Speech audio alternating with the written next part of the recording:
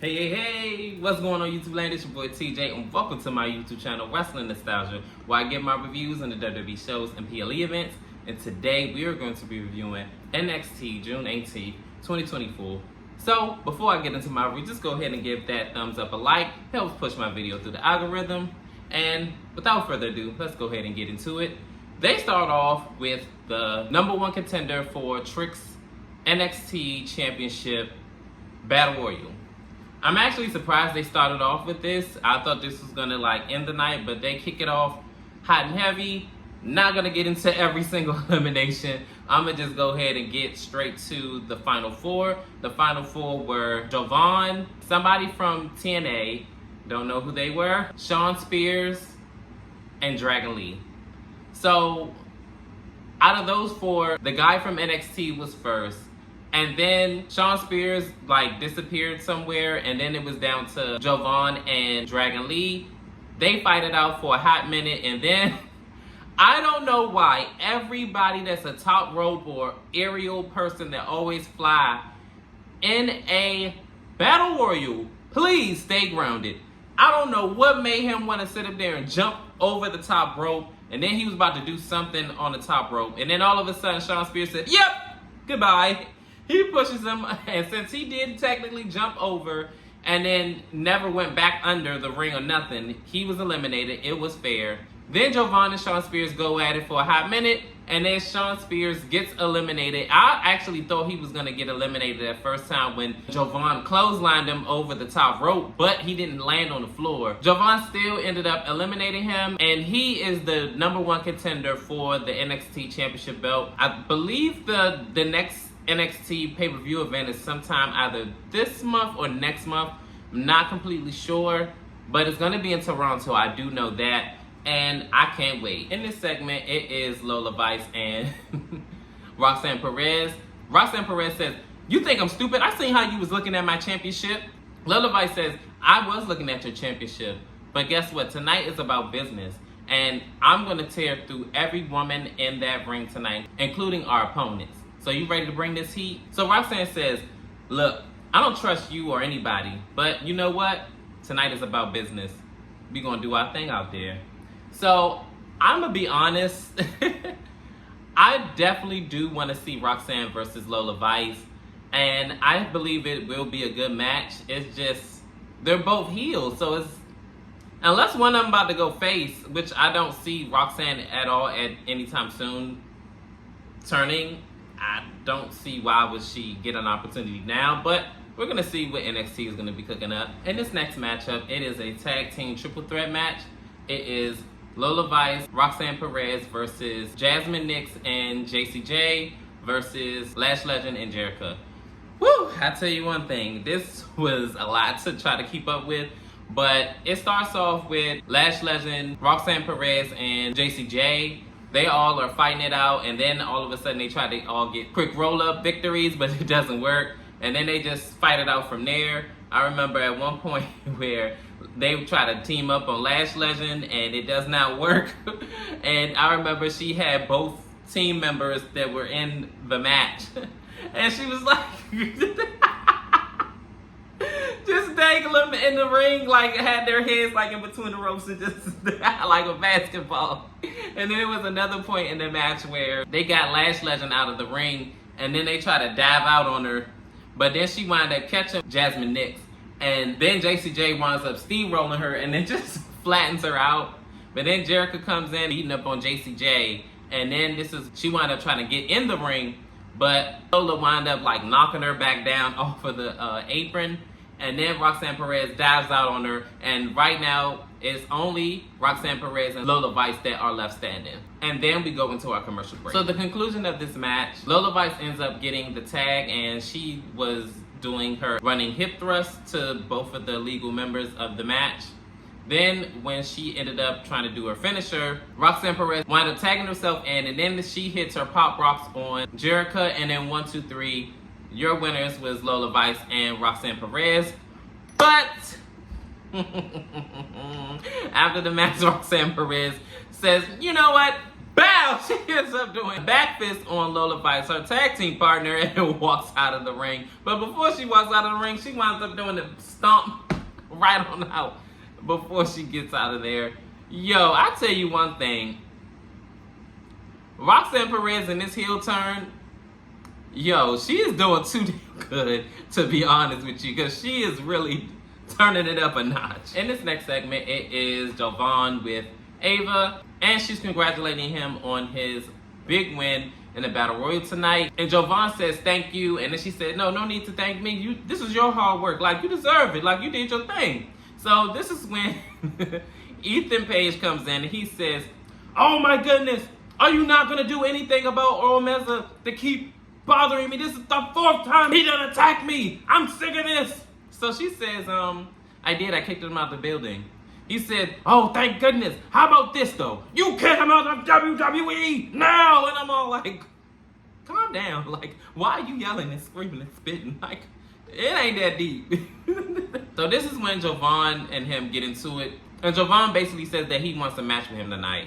So Ava asks, are you sure? Do you want this? And he said, yes, I want it. Oh, and another thing, Ethan said something about this Battle Royal is actually going on still because I never was eliminated. And technically he wasn't, because when he got attacked, he didn't go over the top rope. He actually went under it. So he's kind of right, but I mean, it's too late now, but hey. Later on tonight is going to be Ethan Page versus Jovan. And our next matchup, it is for the North American Women's Championship. Kalani Jordan putting up her North American Women's Championship against Michin. They had a pretty standard back and forth match. The Good Brothers came in support of Michin.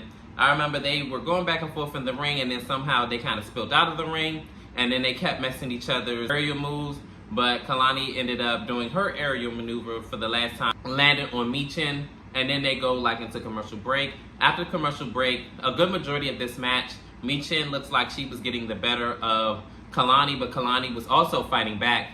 Towards the end of the matchup, this is when OTM comes out and they are confronting the Good Brothers.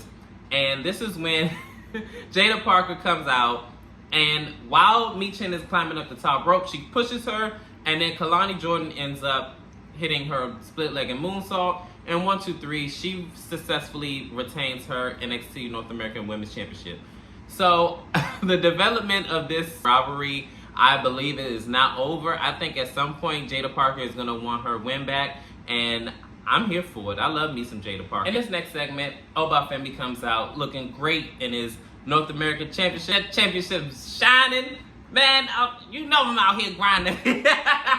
But anyways, he comes out and he said, oh, this all looks too familiar. You know, I came to Vegas and I dominated 2 men.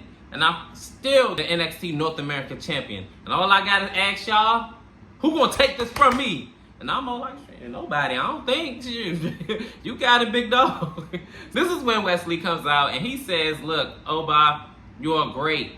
And you did your thing. But you know I wanted my one-on-one opportunity with you. But as he is talking, I see some commotion going on in the rafters. And security or whoever the officials were in the back, like trying to pry like whoever it was. I don't know if it was one of the wrestlers or not, and I don't think this was a planned spot because they both look like confused. And as Wesley is like saying his lines, they both looking back like, the hell going on back there? But anyways, Oba says that this weird little obsession with this championship is really starting to irk me. And Wesley says, oh yeah, it does? I don't care. Because you know that's my championship. You know just as well as I do that championship ain't going to mean nothing until you beat me. So Oba, when he's about to walk out the ring, he says, Oba! Wesley says, Oba, don't walk away from me. Until you beat me, you know that championship don't mean anything. Why my name is etched into the history books of that championship.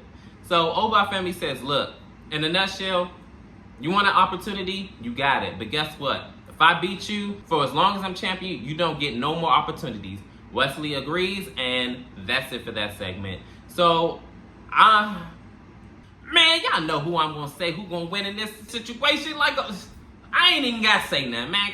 Go on here somewhere. In this next matchup, it is Carly Bright versus Fallon Henley. Fallon Henley, for the good majority of this match, is just dominating her. She's just throwing her around like a rag doll. She had her in a headlock on the ground, and she was just so aggressive. And they were like fighting back and forth. I remember Carly Bright actually had her in a headlock at one point as well. And then all of a sudden, Wendy Chu just came out of nowhere. And Carly's friend ended up getting choked out. And I'm like, no, Wendy, that's not very nice. She had her all on the ground. I was like, what in the world? So then back in the ring, a little bit back and forth later, Fallon Henley ends up doing like a version of a fisherman's suplex, I guess you could call it. And then she wound up hitting her Shining Wizard. And then 1, 2, 3, Fallon Henley wins this match. I don't know what Wendy Chu got going on, but I'm trying to figure out what the fuck do you got going on. Are you okay? This creepy look she's got going on, it's really been doing wonders for her because, yeah, she's I don't know. She's just weird. In this next segment, Jovan is getting wrapped up in the medical room, and he was like, "Ow!" He said, "I'm going to NXT Heat Wave." Yeah, my boy. And I'm like, what? Yo, you cannot make this stuff up. So Trick comes in and congratulates him, and he says that, are you sure you really want to do 2 matches tonight? Like, Ethan is a bad boy, man. He does his thing in that ring. Hustled his way in a match with me for the NXT Championship. He ain't want to mess around with. So Jovan said, yeah, he's a joke to me or whatever. So then Trick says, I don't think he belongs here. He's always going to be an outsider and this, that, and the third. But good luck out there tonight. So Jovan said, yeah, thank you, my boy, and I got this. So we're going to see what's going to happen tonight. This match is the main event, Ethan versus Jovan. And yeah, we're going to see what's going to happen. In this next matchup, it is Chase U versus the Good Brothers, OC. Crazy thing about it is, Michin came out with them with this Vixen-like attire she had on. And I'm like, girl, look at you giving all this sex appeal. So anyways, the match starts and it sways into the OC, aka the Good Brothers side for a good majority of this match. Duke gets the tag and he winds up, burling through everybody. You know how it goes. Clothesline, and everything like that, wiping everybody out. I remember he did the Stratosphere, which is one of your Stratus's move, and I'm like, look at you, a Diva fan, and he almost got the near fall.